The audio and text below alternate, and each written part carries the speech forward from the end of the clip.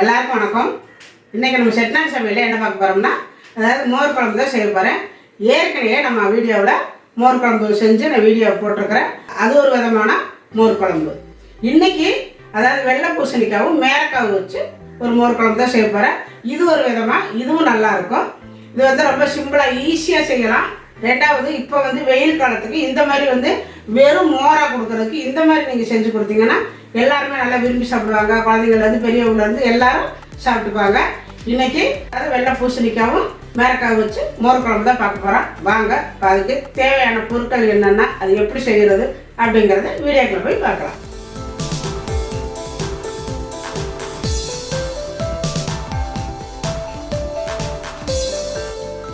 இப்போ மோர் குழம்பு செய்கிறதுக்கு மேரக்காயை தோல் சீவிட்டு இந்த மாதிரி நான் கட் பண்ணி வச்சுருக்கிறேன். ஒரு மேரக்காய். வெள்ளை பூசணிக்காயும் தோலை சீவிட்டு இந்த மாதிரி சைஸில் நான் கட் பண்ணி வச்சுருக்கிறேன். இப்போ நம்ம இந்த காயெல்லாம் சேர்த்து வேக வச்சுக்கலாம். இப்போ பாத்திரம் வச்சு தண்ணி வச்சுருக்கிறேன். அதில் நம்ம காயெல்லாம் சேர்த்துக்கலாம்.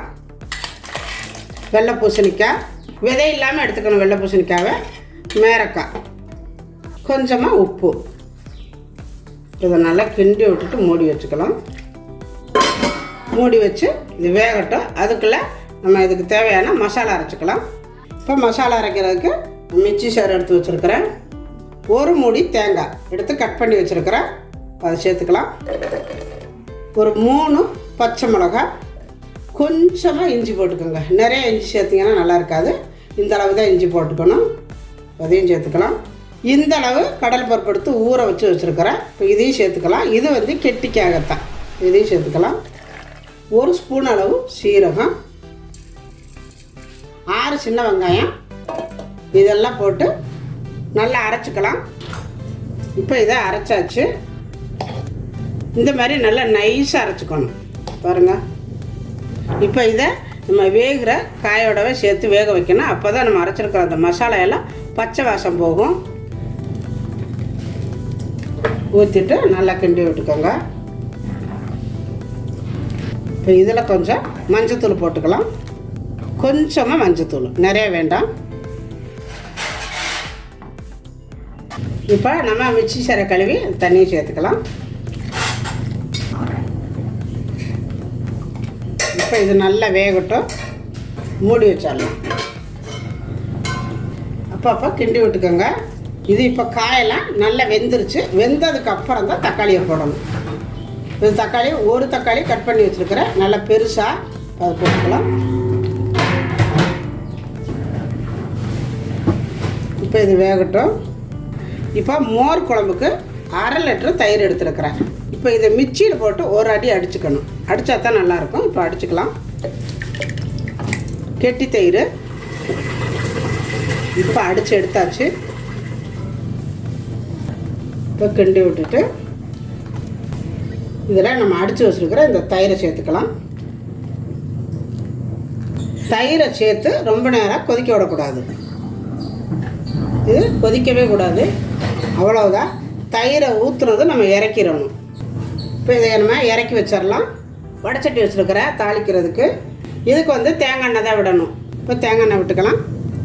நிறைய எண்ணெய் விடணுங்கிறதில்ல, லேசாக விட்டாலே போதும்.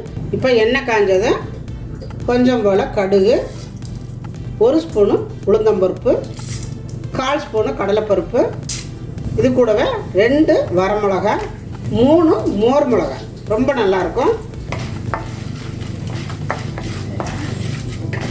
கொஞ்சம் போல் கருவேப்பிலை, பெருங்காயத்தை லாஸ்ட்டில் தான் சேர்க்கணும். ஃபஸ்ட்டு சேர்த்திங்கன்னா கருகிரும். கொஞ்சமாக பெருங்காயம், அவ்வளவுதான். இப்போ தூக்கி நம்ம மோர் குழம்புல ஊற்றிக்கலாம்.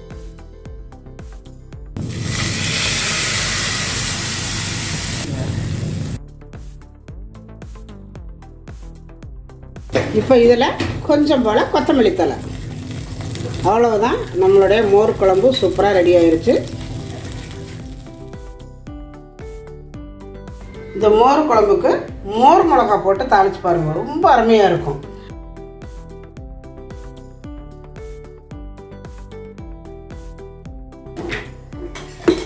இது நம்ம 2 காய் சேர்த்து செஞ்சுருக்குறோம்.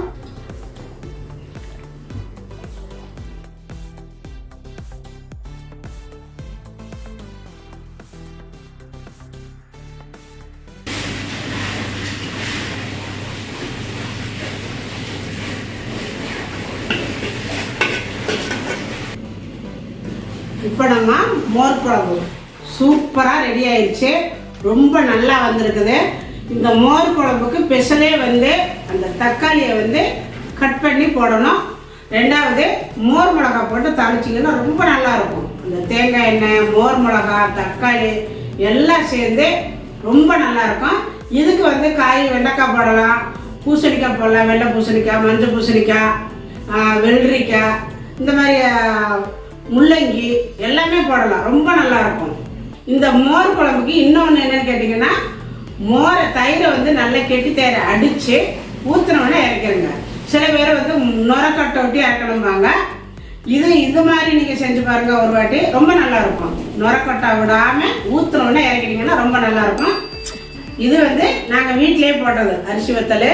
பாருங்கள், நான் வீடியோவோட போட்டேன் பார்த்தீங்களா அந்த வத்தல். ஊறுகாய், மாங்காய் ஊறுகாய். ஊரில் இருந்து எங்கள் தோட்டத்தில் மாங்காய் பறிச்சுக்கிட்டு வந்து ஊறுகாய் போட்டு வச்சுருக்குறோம், மாங்காய் ஊறுகாய். இப்போ நான் சாப்பிட போகிறேன்.